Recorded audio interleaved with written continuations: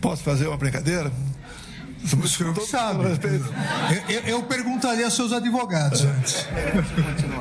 Eu gostaria de convidá-lo para ser meu vice em 26. É isso aí. Eu declino novamente. Meu ministro, desculpa aqui. Então, dizer a Vossa Excelência que o meu comportamento, minha mãe de ser, tivemos alguns contatos, conversei com Vossa Excelência em dezembro de 22, tive no Supremo Tribunal Federal depois das eleições, o senhor estava presente lá com mais 7, 8 ministros, está o Paulo Guedes com a gente. Acredito que o senhor não tem bola de cristal, mas o senhor olhando para a minha fisionomia, eu sempre procurei transmitir a verdade acima de tudo. Golpe de Estado, né? Que você vai chegar lá, tá chegando lá. Golpe de Estado não são meia dúzia de pessoas, 2 ou 3 generais e meia dúzia de coronéis. Só pode ver. Muitos chamam o Temer de golpista até hoje pelo impeachment. A questão de 64, que a esquerda chama de golpe até hoje. Teve o apoio do Congresso Nacional, de toda a imprensa, exceto o Jornal Última Hora, da Igreja Católica, das senhoras nas ruas com a marcha de Deus com a família, a classe empresarial, o pessoal do agro, o apoio externo, tudo isso foi presente. Falar em golpe de Estado, dessa forma como se tratou aqui, o que aconteceu, em especial depois do meu governo, eu estava fora do Brasil, graças a Deus estava fora do Brasil, sem qualquer participação minha, sem qualquer liderança, sem Forças Armadas, sem armas, sem um núcleo financeiro, sem nada, isso não é golpe. Isso não é golpe. Até o Jornal do Estado de São Paulo fez um editorial há poucos meses atrás, que falou que o PT, sem a falsa bandeira da defesa da democracia, não tinha o que apresentar junto à população. E a gente vê que está no caminho certo, né? O embate político é diferente do embate de Vossa Excelência com os colegas no tribunal. Para nós não é a canela que é o limite, né? Às vezes é do pescoço para baixo. Mas muitas pessoas fazem isso até pensando que está certo, bem intencionado. O que nós buscamos dessa forma aqui é um norte, é uma direção comum. E eu busquei fazer isso o tempo todo no meu governo. Nunca fugi das 4 linhas da Constituição. Golpe, eu fico até arrepiado quando se fala que hoje de janeiro foi um golpe. Aquelas 1.500 pessoas, pobres coitados, que até foi levantada por uns que me antecederam agora há pouco aqui, sem ônibus. Ele pode vir buscar, tem 4 tabletes. Enfiar um no nariz, um na boca, um no ouvido e outro naquele outro orifício que ele deve saber. Indaga ao réu se tem conhecimento das acusações que lhe são imputadas. Sim, senhor excelência. A primeira parte, sobre a pessoa onde o senhor reside. Gostaria de não declinar, porque eu sou uma pessoa pública e A cidade, posso passar reservadamente. Não, só a cidade. Brasília. A profissão. Militar da reserva. Já foi preso ou processado alguma vez? Pela justiça, não. É casado? Casado. Tem filhos? Sim, senhor. É verdadeira a acusação que lhe é feita? Não procede a acusação, excelência. Tem algum motivo particular a atribuir a acusação imposta na denúncia? Não, senhor. Conhece as testemunhas já inquiridas? Tem alguma suspeição ou impedimento em relação a elas? Conheço muitas delas, nada contra. Então, vamos às perguntas específicas. Eu inicio aqui indagando ao ex-presidente Jair Bolsonaro. Eu vou fazer de forma cronológica. No dia 5/7/2022, a reunião ministerial, que já foi várias vezes aqui citada, uma vez que outros réus do Núcleo 1 participaram, o ex-ministro da Justiça Anderson Torres, Paulo Sérgio Nogueira, o ex-ministro da Defesa, e Augusto Heleno, também o ex-ministro da Casa do GSI. O senhor, e essa é uma das imputações feitas pela Procuradoria-Geral da República, a narrativa, a construção da narrativa e reiteração da narrativa de deslegitimar a justiça eleitoral, as eleições e as urnas eletrônicas, acusando constantemente, de forma permanente, que havia fraude nas urnas eletrônicas. E nessa reunião do dia 5 de julho, nessa reunião ministerial, em vários momentos, o senhor se refere assim. Então, eu vou citar alguns momentos. Que as pesquisas estão exatamente certas, diz o senhor, de acordo com os números que estão dentro dos computadores do TSE, né? ainda, entre aspas. Está a notícia hoje na imprensa, o Fachin, à época presidente do Tribunal Superior Eleitoral, o Fachin assinou um acordo aí com outros países para vir fiscalizar a eleição. Olha, com todo respeito a todos vocês aqui, vocês agora irem fiscalizar as eleições, a minha avó, o João das Couves, um marciano, não vai descobrir nada. É tudo perfumaria. É como aquela pessoa que se maqueia muito bem para se parecer bonita, né? Mas se der uma chuvinha, vai tudo por terra. É o que está acontecendo no Brasil. Depois, também na sequência, o senhor se referindo diretamente ao ex-ministro Paulo Sérgio diz, entre aspas, nós vamos esperar chegar 23, 24 para se fuder, depois perguntar por que eu não tomei providência lá atrás. E não é providência de força, não. Um palavrão. Não é dar tiro. Ô, Paulo Sérgio, vou botar a tropa na rua, tocar fogo aí, metralhar. Não é isso, porra. Daí para frente, quero que todo ministro fale o que eu vou falar aqui e vou mostrar. Se está achando que eu vou ter 70% dos votos e vou ganhar como ganhei em 2018 e vou provar, o cara está no lugar errado. Aqui não tem ninguém com... E continua. Aí mais um trecho, entre aspas. Por que os caras estão preparando tudo, pô? Para o Lula ganhar no primeiro turno, na fraude. Vou mostrar como e por quê. Alguém acredita aqui em Fachin, Barroso, Alexandre de Moraes? Alguém acredita? Se acreditar, levanta o braço. Acredita que eles são pessoas isentas, estão preocupados em fazer justiça, seguir a Constituição? Aí, num outro trecho da reunião, também entre aspas, o nosso Supremo aqui é um poder à parte, é um super Supremo. Eles decidem tudo, fora, muitas vezes fora das 4 linhas. Não dá pra gente ganhar o jogo, né? Com o pessoal atirando tijolo da arquibancada em cima dos jogadores nossos. Com o juiz que toda hora dá impedimento quando a gente ataca. Mesmo o cara sai driblando na área dele até fazer o gol, o juiz dá impedimento. Aí, na sequência, também... Eu não tenho, entre aspas, eu não tenho dúvida que está acontecendo. Não tenho prova de muita coisa, mas tenho dúvida. Essas afirmações que o réu fez nessa reunião, na verdade, elas foram uma sequência de várias afirmações em várias entrevistas. Então, eu queria que o réu esclarecesse qual era concretamente o fundamento que o réu tinha para poder alegar fraudes, que havia fraudes nas eleições, fraude nas urnas eletrônicas e que os ministros do TSE, citados nominalmente, à época os ministros do Supremo, que faziam parte do TSE, do ministro Barroso, o ministro Fachin e eu, estariam direcionando as eleições. Sim, senhor ministro. Primeiro, boa tarde, Vossa Excelência, senhor ministro Luiz Fux, senhor Paulo Gonet. Eu fiquei 2 anos como vereador e 28 como parlamentar. A minha retórica sempre foi parecida com isso. Vamos lá.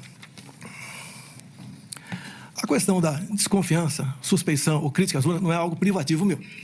Eu poderia citar vários nomes, citaria apenas alguns aqui. O senhor Flávio Dino, em 2012, quando ele perdeu a eleição, ou 2010, quando ele perdeu a eleição para o governo do Maranhão. Ele diz, eu teria um vídeo, mas foi indeferido o pedido, mas no vídeo está o seguinte. Hoje eu tive a oportunidade de ser vítima de um processo que precisa ser aprimorado, ser melhor auditado, que é o sistema das urnas eletrônicas. E depois, o senhor acredita que houve fraude? Houve várias modalidades. Palavra do senhor Flávio Dino.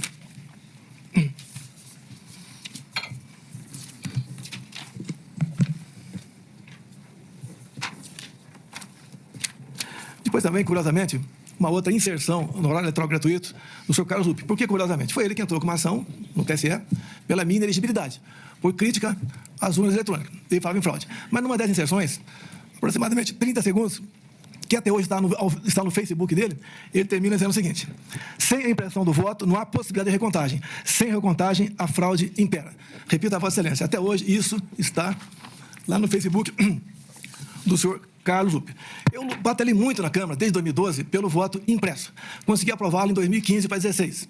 A senhora Dilma Rousseff vetou, a proposta voltou para o Congresso, só na Câmara nós derrubamos o veto, com votos do PT, inclusive. No Senado, algo parecido, também derrubamos o veto. Fiquei feliz que teríamos, em 2018, o voto impresso.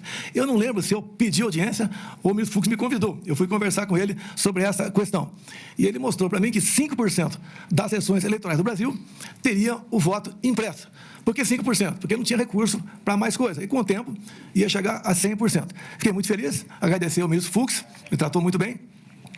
Mas, infelizmente, logo depois, por 8-3, o Supremo Tribunal Federal declarou o voto impresso como sendo inconstitucional, porque a impressão do voto poderia ferir a segurança das eleições. Bem, então tivemos o voto normal em 2018. A minha campanha em 2018, algo atípico, com todo respeito, né? Eu esperava que me eleger presidente, tendo em vista quem eu era. eu era um parlamentar que não era parlamentar de partido, eu não tinha apoios políticos, mas acabei, então, como desde 2014, após o segundo turno das eleições, eu me lancei pelo Brasil falando que ia disputar a eleição de 2018, acabei me elegendo, sem antes passar por uma facada, quase me levou a óbito. Me permite estender um pouquinho mais essa questão aqui. Pode ficar à vontade. Me elegi presidente, não tinha quem botar na presidência, poucos nomes tinha para botar na presidência, acabei montando o ministério, e nós aqui, com pessoas competentes, sem o critério político partidário para botar as pessoas lá, fizemos um ministério que é reconhecido por grande parte da população como um ministério excepcional. Fizemos muita coisa. Lei da Liberdade Econômica, o PIX, Água para o Nordeste, Bolsa Família, triplicamos seu valor, marcos, entre tantas outras coisas. A questão do armamento também, apesar de ser acusado de ser um armamentista visando a violência diminuiu quase 30% entre o governo anterior e o meu governo, tendo em vista a política de armamento. Bem, outra coisa importante também, onde comecei a criar inimizades cada vez maiores, desde o começo do meu mandato, foi na escolha de pessoas para compor aqui bancos oficiais estatais. Só falar de duas estatais só. Porto de Santos dava um prejuízo de 500 milhões por ano, entreguei com lucro de 500 milhões. Então, esse 1 bi ia para algum lugar, para algum ralo, ganhei inimizades por aí. Uma outra, para ser mais rápido, Itaipu Binacional. Chegamos lá, botei o senhor Silvio Luna como presidente da estatal, e ao longo de 4 anos, nós reduzimos a tarifa em dólar de 45%, e uma empresa que era conhecida apenas por gerar energia, o que ela fez a mais? Fez a segunda ponte com o Paraguai, uma ponte com 170 metros de vão. Começamos a fazer a segunda ponte de Porto Mutinho, alongamos em 600 metros, o aeroporto de Foz do Iguaçu. Mais ainda, atendemos com pequenas obras de infraestrutura mais 50 municípios no entorno da bacia. Asfaltamos a Transboiadeira, 43 quilômetros. Fizemos o acesso aos aeroportos. Ou seja, sobrou dinheiro para fazer muita coisa lá. E, obviamente, isso, no passado, a tarifa era cheia e nenhuma obra era feita e era usada à vontade esse recurso. Por que à vontade? Porque é uma empresa que não é auditada pelo TCU por ser binacional. O que os conselhos decidem, está decidido e ninguém toca mais no assunto. Então, quando a gente começa a tapar os ralos da corrupção, aparece uma enormidade de pessoas que vão contra a gente. Eu não cortei recurso para a imprensa por ser malvado. É que eu fui o único presidente, senhor ministro, o único que tinha um teto de gasto pela frente. Eu não podia gastar mais do que aquilo, diferentemente do que acontece agora, do que acontecia antes de mim. Ganhei também, então, uma antipatia enorme da imprensa contra a minha pessoa. E também a questão das pautas dos costumes, né? Eu sou católico, minha esposa é evangélica, e eu sempre preservei a família e a inocência de criança em sala de aula. Mais um foco de atenção contra a gente. E até do próprio Supremo Tribunal Federal, respeitosamente, eu tinha pelo menos uma ação por semana para me explicar em 24 ou 48 horas o porquê daquilo. Mas faz parte da regra. Vossa Excelência, o senhor ministro Fux, aqui do Supremo, não me viram desrespeitar uma só ordem do senhor. Não me viram em nenhum momento. Eu agi contra a Constituição. Eu joguei dentro das 4 linhas o tempo todo. Muitas vezes me revoltava, falava palavrão, me revoltava, tá? Falava o que devia falar, sei disso, mas, no meu entender, fiz aquilo que tinha que ser feito. Quanto à providência na questão das eleições aqui, eu deixo claro a Vossa Excelência, as Forças Armadas não se miscuíram na política. E nem eu, como presidente, também fiz o mesmo. O senhor ministro Barroso, enquanto presidia o TSE, criou a Comissão de Transparência Eleitoral e colocou lá dentro, entre outras instituições, as Forças Armadas. O que eu falei para o ministro da Defesa? Já que colocaram a gente aqui, vamos fazer o melhor possível para auxiliarmos o TSE para que a eleição seja mais clara e transparente possível. No tocante àquela reunião de julho, onde alguns falam que reunião do golpe com 20 plaquinhas na frente das pessoas, mas 40 pessoas assistiam. Vossa Excelência falou ali que dos 70%. Coincidência, talvez, ministro? Eu complementei. Vão aparecer 49. Apenas uma coincidência. Não tinha prova de nada no tocante. Um desabafo meu, com toda certeza. Dúvida sobre eleições. Aqui eu tenho um documento aqui da Associação Nacional dos Peritos Criminais Federais. Diz logo na entrada aqui, as fragilidades das urnas eletrônicas sem o voto impresso. E mais na frente, também, a Associação Nacional dos Peritos Criminais diz, fraude sistêmica facilitada, consenso científico, todo o sistema eletrônico / computacional possui vulnerabilidades. Então, basicamente, senhor ministro, a minha retórica me levava a falar dessa maneira. Essa reunião não era para ter sido gravada, algo reservado. Como em tudo quanto é local, se faz reunião reservada. Alguém gravou, no meu entender, de má fé. E ela tornou-se pública. Você não estaria explicando essa questão aqui agora. Essa foi a minha retórica, que eu usei muito enquanto deputado e depois como presidente, também buscando aí o voto impresso como uma forma a mais de termos mais uma barreira, né, para evitar qualquer possibilidade de se alterar o resultado de umas eleições. Eu gostaria de complementar aqui, sempre lembrando ex-presidente Bolsonaro, que a resposta é livre, responde se quiser em virtude da possibilidade de direito ao silêncio. A questão na reunião, além da imputação de fraude, de problemas urnas, também há um incentivo, e essa é a imputação feita pela Procuradoria-Geral da República, um incentivo à deslegitimação da Justiça Eleitoral. E eu leio um outro trecho aqui, com 1h, 13 minutos e 59 segundos da reunião, onde o senhor disse, entre aspas, pessoal, perder uma eleição não tem problema nenhum. Nós não podemos perder a democracia numa eleição fraudada. Olha o Fachin. O cara não tem limite. E não vou falar que o Fachin está levando 30 milhões de dólares. Não vou falar isso aí. O que o Barroso está levando, 30 milhões de dólares. Não vou falar isso aí. Que o Alexandre de Moraes está levando 50 milhões de dólares. Não vou falar isso aí. Não vou levar para esse lado. Não tenho prova, Mas algo esquisito está acontecendo. Esse cidadão que está aqui é um marxista, advogado do MST. O Alexandre de Moraes, vocês sabem qual é a vida pregressa dele. O Barroso, vocês também sabem.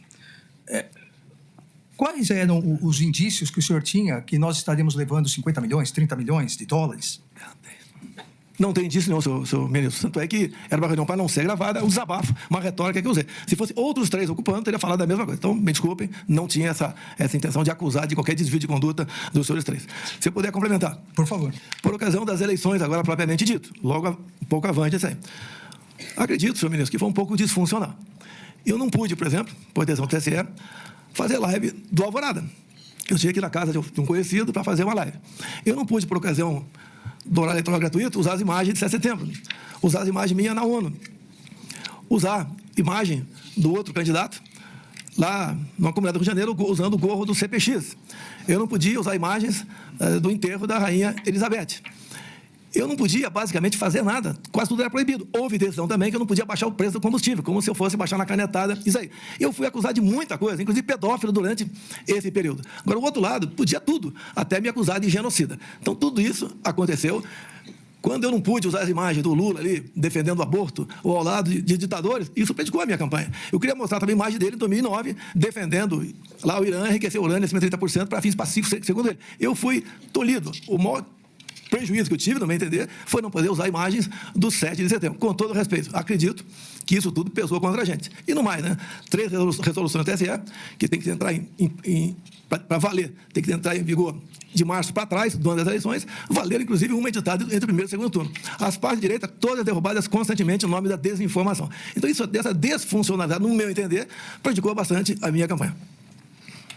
Como já havia dito anteriormente em outro depoimento, no interrogatório não cabe contestação ao que diz o réu, mas é importante citar, e o senhor citou isso, que quando o senhor foi acusado de pedofilia, as imagens feitas e o diálogo, o Tribunal Superior Eleitoral imediatamente proibiu a utilização dessas imagens no debate que seria realizado domingo à noite. E o TSE proibiu isso, sendo provocado domingo às 2h da tarde.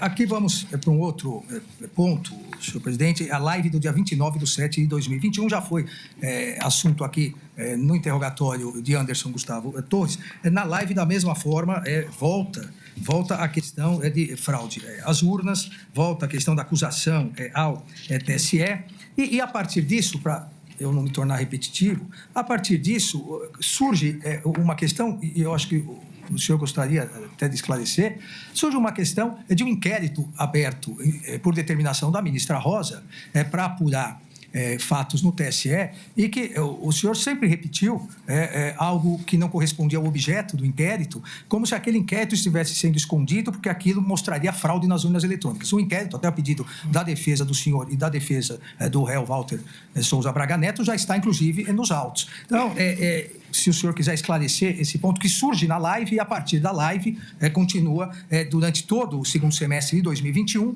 e durante todo o período de 2022 até as eleições. Sim, senhor. Na semana seguinte ao segundo turno de 2018, foi instalado um inquérito, 1361, para apurar inconsistências, fragilidades do sistema eleitoral. E o inquérito começou a voar, andar bastante rápido. Numa das primeiras páginas, o diretor de TI do TSE, o José Janino, foi ouvido. E a primeira pergunta feita para ele é sobre a atuação dos hackers lá dentro. E ele responde que eles tiveram de abril até o final do segundo turno dentro dos computadores do TSE. Obviamente, a entrada eram por TRS outros, mas foi a resposta do diretor TI, José Janino, que estiveram lá dentro. A segunda resposta que o José Janino respondeu a um questionamento é que eles haviam capturado as senhas de um ministro, posso falar o nome dele? Por favor. Né?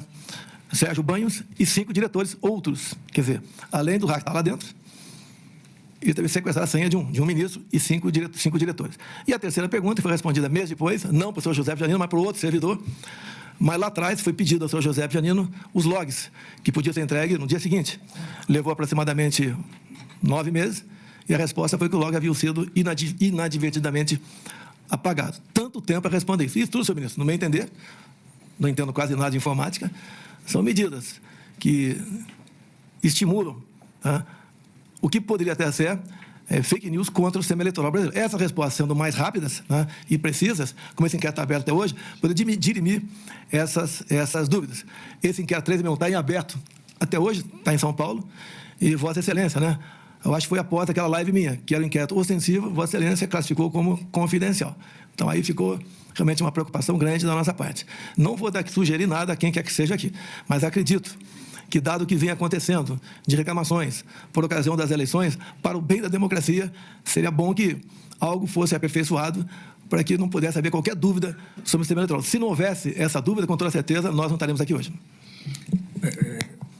Na verdade, não há nenhuma dúvida sobre o sistema eletrônico, e esse inquérito não tem absolutamente nada a ver com as urnas eletrônicas, absolutamente nada, e a sua defesa vai poder esclarecer bem, porque já está juntado aos autos. Mas da live, acho que isso é o importante. Vamos a um terceiro ponto, que é também importante, citado na denúncia, se o senhor quiser esclarecer. É um ponto que, inclusive, gerou a ação de inelegibilidade no Tribunal Superior Eleitoral, que é a reunião com os embaixadores, a reunião ocorrida dia 19/7/2022. Nessa reunião, em que, na condição de presidente da República, o senhor convidou mais de uma centena de embaixadores, houve várias afirmações e vários ataques à justiça eleitoral, ao Poder Judiciário e à lisura das eleições. O senhor, obviamente, se recorda dessa reunião.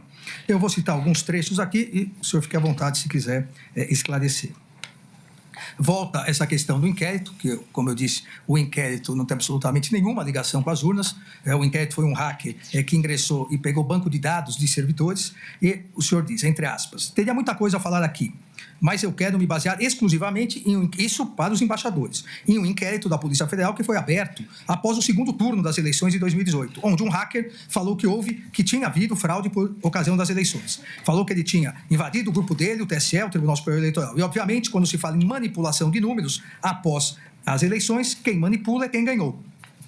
Aí também uma outra questão sobre isso. Tudo começa nessa denúncia que foi de conhecimento do Tribunal Superior Eleitoral, onde o hacker diz claramente que ele teve acesso a tudo dentro do TSE. Disse mais, obteve acesso aos milhares de códigos-fonte, que teve acesso à senha de um ministro, bem como de outras autoridades. Várias senhas ele conseguiu. E, obviamente, a senhora ministra do TSE, na época, que também é do Supremo Tribunal Federal, Rosa Weber, fez com que o inquérito fosse instalado aqui, nas palavras do senhor. Ainda uma outra questão. A Polícia Federal pediu os logs, que podiam ser entregues no mesmo dia ou no dia seguinte, mas 7 meses depois, segundo o documento comigo, o TSE informou que os logs haviam sido apagados. O que o senhor acabou de dizer, o senhor disse isso aos embaixadores. É uma coisa, também entre aspas, é uma coisa que, com todo respeito, eu sou o presidente da República do Brasil e fico envergonhado de falar isso. O que é comum, acontecer em alguns países do mundo é o chefe do executivo conspirar para conseguir uma reeleição. Estamos fazendo exatamente o contrário, porque temos pela frente 3 meses até as eleições. Também volta ao inquérito. Eu tive acesso a esse inquérito um ano passado, divulguei. É um inquérito que não tem qualquer classificação sigilosa, e ao divulgado, o ministro Alexandre de Moraes abre um inquérito para me investigar sobre vazamento. E ainda, o que nós temos aqui no Brasil é que, quando se fala em eleições, elas têm que ser totalmente transparentes, coisa que não aconteceu em 2018. Volta a dizer sobre as eleições, não poderíamos ter tido eleições em 2020 sem apuração total do que aconteceu. O sistema é completamente vulnerável, segundo o próprio TSE, e, obviamente, a conclusão da Polícia Federal. Ainda mantém a acusação de fraude ao sistema eleitoral perante os embaixadores, dizendo: não era um sistema confiável porque ele é inauditável. É impossível fazer uma auditoria em eleições aqui no Brasil. Aí coloca a questão do ministro Fachin, presidente, a suspeição. Deixo claro, isso para os embaixadores, eu repito, deixo claro quando se fala em ministro Fachin, ele foi o responsável por tornar Lula inelegível. Poderia citar outros trechos, um trecho que também não é verdadeiro. O senhor disse, não é o Tribunal Superior Eleitoral quem conta os votos, é uma empresa terceirizada. Eu acho que nem precisava continuar essa explanação aqui. Nós queremos, obviamente, estamos lutando para apresentar uma saída em relação a isso. Ainda, mais grave ainda, perante representantes de outros países, eu teria dezenas e dezenas de vídeos para passar para os senhores por ocasião das eleições de 2018, onde o eleitor ia votar e simplesmente não conseguia votar. Ou quando ele apertava o número 1 e depois de apertar o número 7, aparecia o 3 e o voto ia para o outro candidato. O contrário, ninguém reclamou. Temos quase 100 vídeos de pessoas reclamando que foram votar em mim e, na verdade, o voto foi para outra pessoa. Nenhum vídeo de alguém que foi votar no outro candidato e, porventura, apareceu meu nome. Então, nessa reunião, o tópico da reunião, inclusive com a apresentação de... Não era propriamente PowerPoint, era a apresentação de documentos no telão. O tópico foi a acusação de fraude nas urnas eletrônicas e parcialidade da Justiça Eleitoral. Foi exatamente isso que o senhor fez? Presidente, em 2016, a senhora Dilma Rousseff reuniu-se com embaixadores. O assunto foi outro, mas ela se reuniu com embaixadores, que é uma política privativa do chefe do Executivo. 2 meses antes dessa minha reunião com embaixadores, o senhor ministro Fachin também se reuniu com embaixadores. E a ênfase foi que, tão logo o TSE concluísse a apuração, os respectivos chefes de Estado deveriam, então, reconhecer o ganhador. Essa é a norma, é a regra. Só que me causou surpresa. Daí eu convidei os embaixadores para mostrar o inquérito 1361. E com todo respeito, mesmo que seja um outro foco, um inquérito. Tá? Após a minha conversa com embaixadores, no dia seguinte, ser classificado como confidencial, a gente fica um pouco surpreso com isso. E, obviamente, não foi de agora, não foi enquanto do então presidente Jair Bolsonaro. Desde 2012, no mínimo, eu sempre lutei pelo voto impresso. Nós estávamos na iminência de aprovar uma PEC dentro da Câmara dos Deputados que tratava do voto impresso. A autoria da deputada Bia Kiss, o relator, o deputado Felipe Barros. Quando, então, o senhor ministro Barroso foi lá para o parlamento, conversou com lideranças, no dia seguinte foram trocados os componentes da comissão especial, nós perdemos a votação na comissão, depois o presidente resolveu levar para o plenário, ganhamos, mas não com voto qualificado. Então, essa questão do voto impresso é uma coisa minha desde há muito tempo, como foi do Flávio Dino, como foi de outras personalidades, a mais variada possível, a maioria de esquerda. Então, se eu exagerei na retórica, devo ter exagerado com toda certeza. Mas a minha intenção, meu objetivo sempre foi mais uma camada de proteção para a questão das eleições, de modo que evitasse qualquer conflito, né? Qualquer suspeição. Lembra ainda que em 2014, quando a Aécio Neves perdeu para a senhora Dilma Rousseff, foi contratada pelo PSDB uma auditoria externa. E a conclusão da auditoria externa foi que as urnas são inauditáveis. Ou seja, senhor ministro, com todo respeito, nós temos muita coisa ao nosso lado mostrando que esse sistema que está aí carece de um aperfeiçoamento, como existe, por exemplo, no Paraguai. No Paraguai, a eleição, no meu entender, ideal, o papel da urna, como passou a existir nas últimas eleições, até na Venezuela, que foi permitido lá notar que algo de anormal estava acontecendo. Nós não podemos esperar que aconteça isso no Brasil para tomar providência. Me permita aqui, eu sou baseado, as minhas críticas, eu posso ter exagerado na forma, na entonação, mas na Associação Nacional dos Peritos Criminais Federais, não sou eu que, da minha cabeça, se bem que acredito, com todo respeito, pela imunidade parlamentar, comandantes militares, liguei, deve ter sido para o Ministério da Defesa, e tudo foi disponibilizado para eles. Logo depois também, em dezembro, o ministro Zé Múcio foi lá no Alvorada falar comigo e pediu que eu nomeasse os comandantes indicados pelo presidente Lula, eleito, e nós indicamos 2 comandantes, atendemos, então, o presidente Lula em 2 comandantes nomeados no meu governo para atender ao governo dele. Ou seja, e mais ainda, dia 30 de dezembro, o dia que eu fui para os Estados Unidos, eu fiz uma live, tá? Nós não queremos o confronto nem estimulo. Ninguém vai partir para o confronto. É a pior maneira de tentar resolver o assunto. E complemento, termino. Não vamos achar que o mundo vai acabar no dia 1º de janeiro. Vamos para o tudo ou nada? Não, não tem tudo ou nada. Inteligência. Mostrar que somos diferentes do outro lado. Nós respeitamos as normas, as leis e a Constituição. Está na minha live. Eu pacifiquei o máximo que pude ao longo dos 2 meses de transição. Não houve ida para confronto, não houve estímulo da minha parte a fazer nada de errado. Obviamente, perdi a eleição, não convoquei ninguém para fazer protesto, fazer qualquer coisa ilegal ou até mesmo legal. Eu simplesmente fiquei recluso lá no Palácio do Alvorada, esperando, né? Que não parece que não chegava nunca esse dia para eu cuidar da minha vida. E resolvi partir para os Estados Unidos e deixar aqui o Brasil na mão do vice por um dia. E daí, como aconteceu, o presidente eleito assumiu e começou a tocar o Brasil. Senhor ministro relator, eu gostaria então de saber, de ouvir do senhor Bolsonaro, que ele confirma que não tomou nenhuma providência, não tomou nenhuma medida para desmobilizar a população que se encontrava na frente dos quartéis-generais, clamando por intervenção militar, e afirmando apoiadores dele, e intervenção militar, que significava, evidentemente, quebra da normalidade democrática. Alguns poucos falavam, até em AI-5. Quantas vezes o movimento nosso pelo Brasil, eu orientava o pessoal a chegar quem estava com a placa da AI-5. O que é AI-5? Eu não sabia o que era isso. Intervenção militar, isso não existe. Eu pedi para o senhor praticar o suicídio. O senhor não vai praticar o suicídio. Deixa o povo desabafar. Falamos muitas vezes também a questão de intervenção militar, que isso não cabia. As Forças Armadas não iam tomar uma medida de força dessa. Não está na nossa história essa questão. Então, ninguém estava, nem eu, esperando uma intervenção militar. Isso não existe. O que conseguiam fazer? O movimento é muito forte. Se nós simplesmente desmobilizássemos aquilo, poderia o pessoal ir na região aqui da Praça dos Três Poderes, ficar pior ainda, ficar lá afastado. E no meu governo, 4 anos cheio do meu governo, nenhum, senhor Paulo Gonet, nenhum ato atentatório à democracia se fez presente. Se era tão atentatório assim, porque no dia 2 de janeiro, o atual presidente não o desmobilizou. Esperou mais 5 dias, mais 6 dias para desmobilizar. Se o risco era tão iminente de algo acontecer, por que não desmobilizou? Por que deixou esse pessoal lá?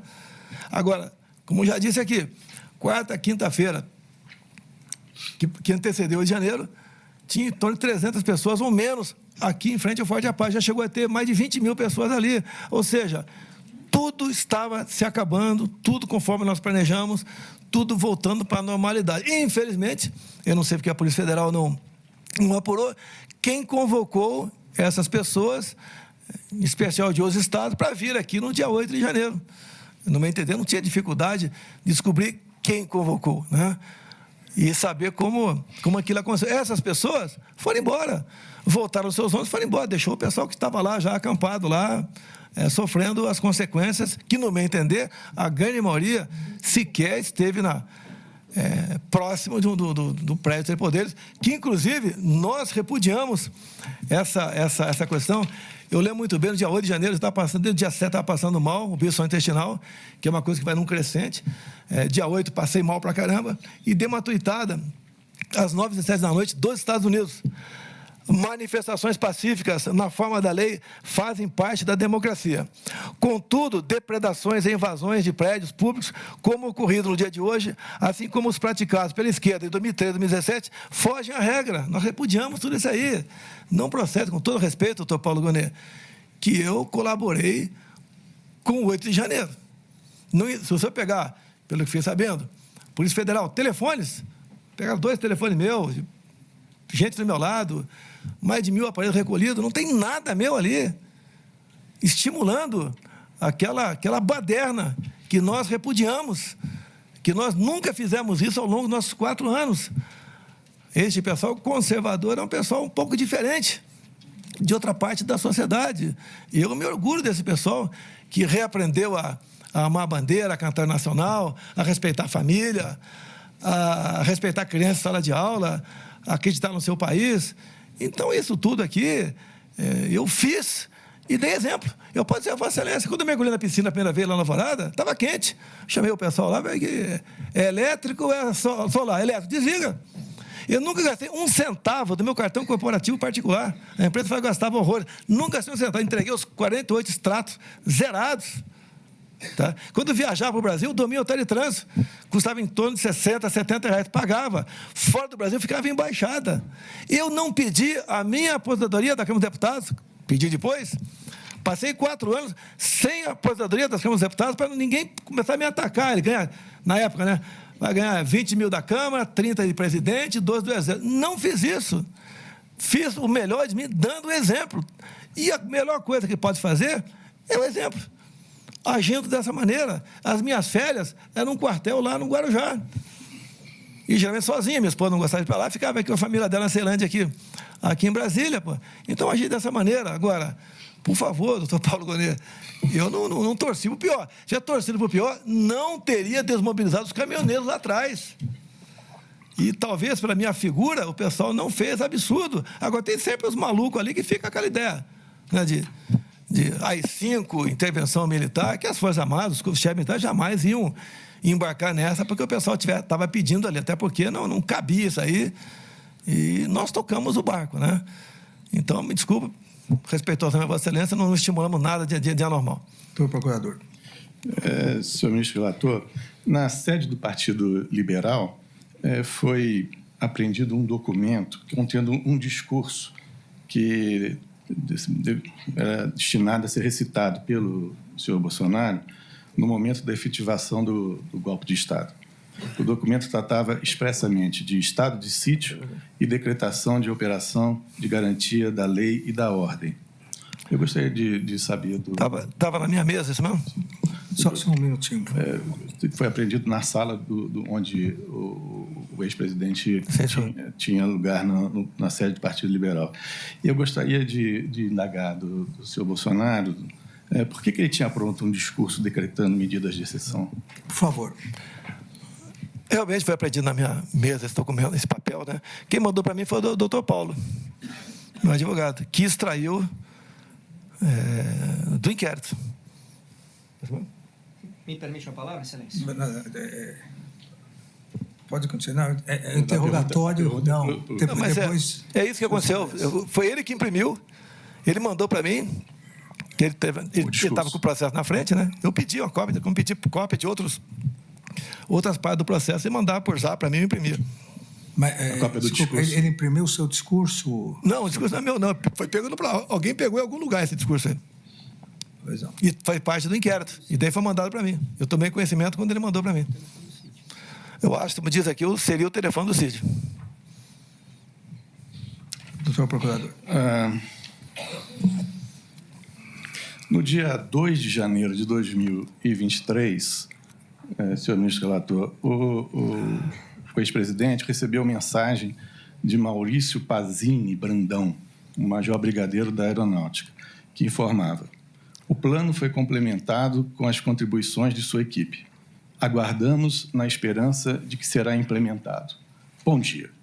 A minha tropa, aí vem entre parênteses, continua com sangue nos olhos. Bom dia. Feliz Ano Novo. Conversa hoje com o Amir. Desmobilizamos a tropa ou permanecemos em alerta? Eu gostaria de ouvir do senhor Bolsonaro o contexto dessa conversa, por que a tropa estaria mobilizada. Ele mandou para quem esse e-mail, esse zap? Ele mandou para quem? Foi recebido, o senhor teria recebido do senhor Maurício Pazini Brandão, major brigadeiro da Aeronáutica. Olha, eu cortei quase todos os meus contatos quando saí do Brasil. O Pazini é um brigadeiro da reserva, professor do ITA. Não tem tropa nenhuma com ele.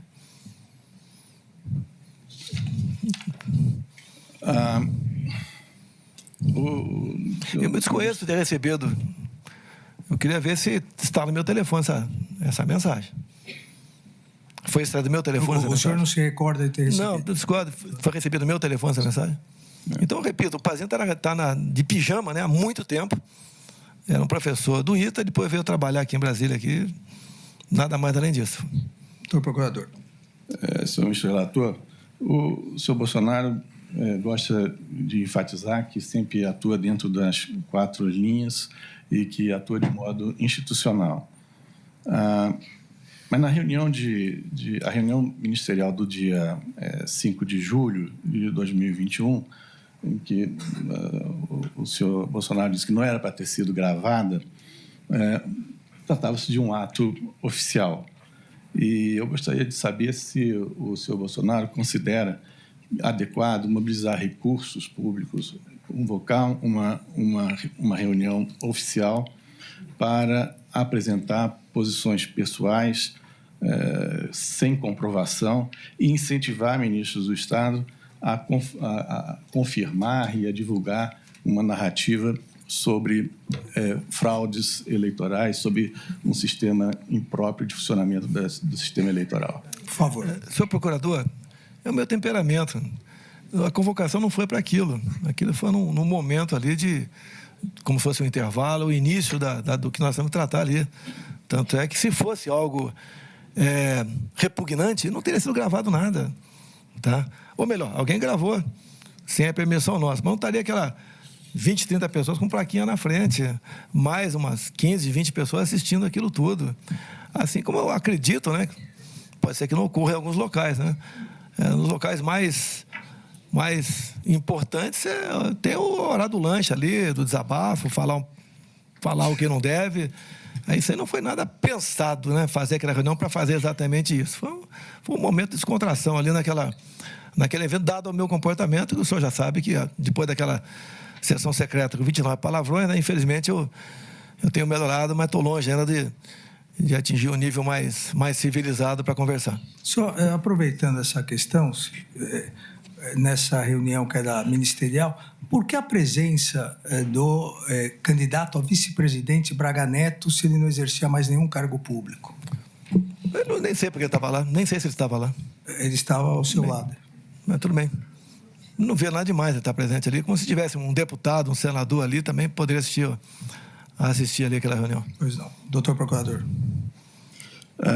De novo, aproveitando a premissa da atuação afirmada pelo senhor ex-presidente da República, de que sempre atua dentro dos limites da Constituição, eu gostaria de indagar como que ele enxerga medidas de anulação de eleições, prisão de autoridades, como que isso se enquadraria dentro da normalidade constitucional, e essas eram medidas que estavam previstas nos atos que foram cogitados durante esse período. Voltando à pergunta anterior, em julho ainda não era o período eleitoral, então o Braga Neto estava apenas descompatibilizado. Não houve essa história de prender quem quer que seja, tá? E nós voltamos para a Constituição, que é a nossa base, quando entendemos que não podíamos fazer mais nada no TSE. Tem de ver o valor da multa. Eu desconheço até no Brasil aqui qual advogado que peticionou alguém e cujo cliente foi multado. Eu entendo, né, posso estar errado. Se o senhor ministro, se o TSE apenas indeferisse, tá? Ia ter mais uma ou duas, talvez 3 petições, está encerrado o assunto. Quando houve a blindagem, porque essa multa podia aumentar, porque a acusação foi litigância de má-fé, ou até uma outra medida administrativa mais grave contra o Partido Liberal. Sobrou para a gente buscar uma alternativa na Constituição que, rapidamente, não foi discutido, foi conversado, hipóteses de dispositivos constitucionais. Como disse o ministro Fux aqui, nada foi assinado, não foi dado um pontapé inicial de nada. Fora daqui, a gente não tem mais o que fazer. E, rapidamente, foi decidido que nada mais podia fazer, tanto é que acalmou tudo e cada um foi cuidar da sua vida. É a segunda vez que o senhor fala isso, então acho que é importante esclarecer. O senhor está dizendo que a cogitação, a conversa, o início dessa questão de estado de sítio, estado de defesa, teria sido em virtude da impossibilidade de recurso eleitoral, é isso? Sim, senhor. Okay. Essa é a minha última pergunta, senhor ministro. O senhor sabe que o seu partido recorreu e perdeu, só para... Não, daquela multa, 22 milhões? Sim, perdeu no plenário do Tribunal Superior Eleitoral. Foi recurso apenas em cima da multa, então? Exato. Não do mérito? Não, de tudo. Senhor ministro relator, essa era a minha última pergunta. Eu gostaria de saber se o réu, se o senhor Bolsonaro entende que, pelo fato de não se conformar com uma decisão do judiciário, se isso se conforma com as 4 linhas da Constituição, convocar comandantes militares para debater o assunto. Olha, foi um convite. Por que comandante militar? Tem a mesma formação minha. Fizemos a mesma academia. Fizemos as mesmas escolas de aperfeiçoamento. E o militar, nas horas boas e ruins, estão contigo. Eu não tinha clima para convidar ninguém para discutir qualquer assunto. Sobrou a eles, né? Até como um desabafo ali, não entre nós, eu para com eles. E eu ouvi o Paulo Sérgio, ouvi o Freire Gomes, ouvi o Garnier, e não pude ouvir muito ali o Batista Júnior, porque ele pouco falava, quase nada falava, ele nem leu o que seria a tal da minuta que ele acusa, ele declarou que nem chegou a ler aquele assunto. Então, o militar é aquele que está do teu lado nas horas boas e na hora ruim. E eu confesso que muita coisa que eles falam, eu absorvi. E chegou à conclusão rapidamente que não tinha mais o que fazer. Esse governo ia cair de maduro, como está caindo, né? Eu queria que não fosse assim, porque está a população toda sofrendo, e o retorno, não digo meu, né, mas o da direita, o dos conservadores, ou de alguém diferente da esquerda, alguém de centro, acontecerá com toda certeza por ocasião das próximas eleições. Agora, doutor procurador, por favor, tá? Só pode confiar nos militares. Tá? Momentos bons e momentos ruins. E eu reforço, ao ir conversar com eles, o objetivo é, dada a nossa formação, o respeito e a consideração que existe entre nós, tanto é que eu nunca tratei um comandante de força ou um ministro da Defesa como superior, sempre o tratei com a mais alta dignidade e respeito. Isso aí nos fez aqui conversar sobre um assunto que, desde a primeira reunião, já sabia que não podia dar em nada, mas apenas conversamos a título da minha parte, como desabafo. Doutor procurador. É só isso, obrigado. Agradeço. Eu passo a palavra agora ao advogado do réu colaborador, doutor César Bittencourt, ou doutor Jair Alves Pereira. Boa tarde, ministro. Boa tarde. Cumprimentando Vossa Excelência, cumprimento todos. Se o ex-presidente Bolsonaro pode informar, ministro, se ele sabe como é que o Mauro Cid foi designado para ser seu ajudante de ordens? Qual o critério que levou o Mauro Cid a ser seu ajudante de ordens? Por favor. Eu pediria só que o réu colaborador sentasse ao lado do advogado, por favor. Sim, mesmo assim. Vamos lá. Fique Não um só, advogado, por favor. Não só o presidente, como o vice-presidente tem direito a 4 ajudantes de ordem. Eu sei que o ajudante de ordem do general Mourão, ele que escolheu. Eu, quando cheguei na presidência, os comandantes militares enviaram para servir comigo o total de 4 ajudantes de ordem. 2 do Exército, 1 da Marinha e 1 da Aeronáutica. E eu não questionei e aceitei. E, no meu entender, foi um bom relacionamento, um bom assessoramento que eu tive por parte desses 4 ao longo dos 4 anos. Mais alguma coisa, doutor? Então, a indicação não é política, então, ministro, é isso que o ex-presidente falou? Da minha parte, não foi política, foi escolhida pelos próprios respectivos chefes militares deles. Sem mais perguntas, Excelência. Muito obrigado. Obrigado, presidente. Agora, o doutor Celso Vilardi, doutor Amador, por favor. Boa tarde, não. Boa tarde. Ixi. Alô? Agora sim. Ministro, eu queria perguntar se o presidente teve conhecimento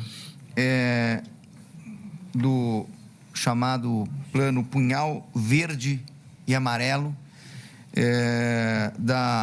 do Plano Copa 22 ou Operação Luneta. Por favor. Todos esses planos eu tive conhecimento por intermédio da imprensa.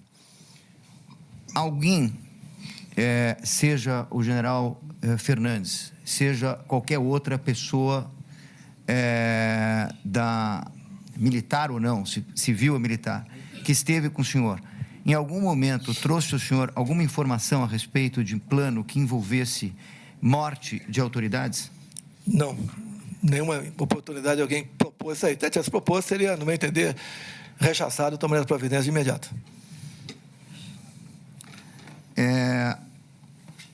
O ministro relator já perguntou, se me permite, que ele dê uma resposta longa. Por favor. Agora eu vou para o já conhecido método ministro Alexandre de Moraes, só um sim ou não, porque ele deu uma resposta muito longa. Então eu gostaria, embora ele tenha respondido, mas eu vou perguntar. O outro colega seu tentou o método e não deu certo. Mas o senhor combinou antes? Mas eu vou tentar, eu vou tentar de novo. Pois.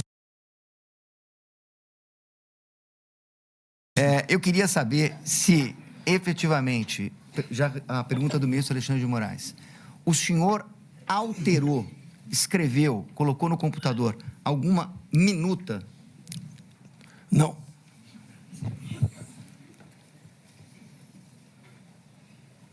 Também uma outra pergunta que já foi feita pelo ministro, mas eu queria só colocar também por uma conta de uma resposta longa.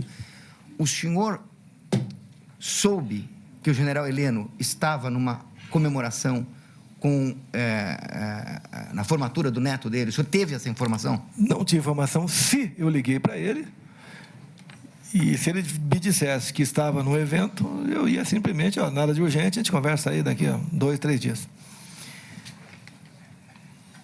Eu queria que o senhor, embora já tenha citado, acho que até uma resposta para o eminente procurador, doutor Paulo Gonet, eu queria que o senhor esclarecesse, em maiores detalhes, a conversa que o senhor teve com o ministro Múcio quando ele foi nomeado ministro da Defesa. O que ele telefonou, o que ele pediu e o que o senhor fez?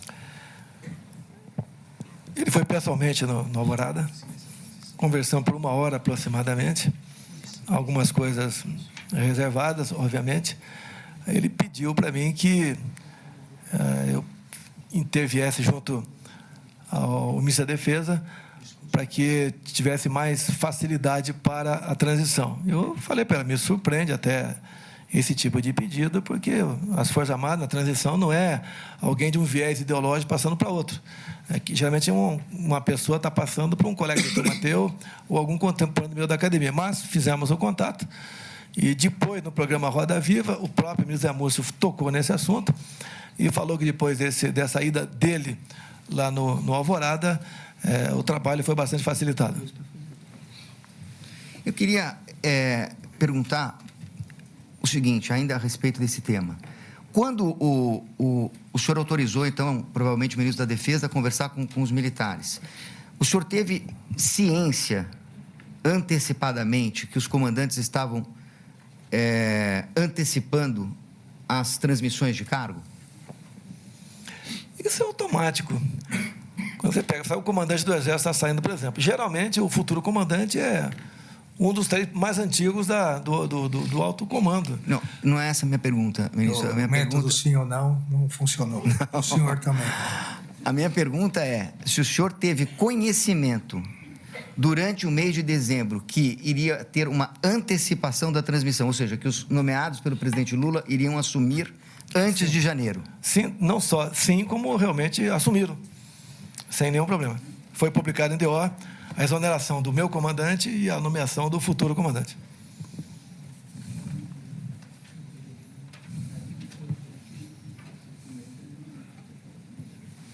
O meu colega tem... Por favor. Boa tarde, senhor. Boa tarde, senhor ministro relator, ministro Fux, procurador-geral da República. Boa tarde a todos. Eu tenho apenas 2 questões aqui. Pois não.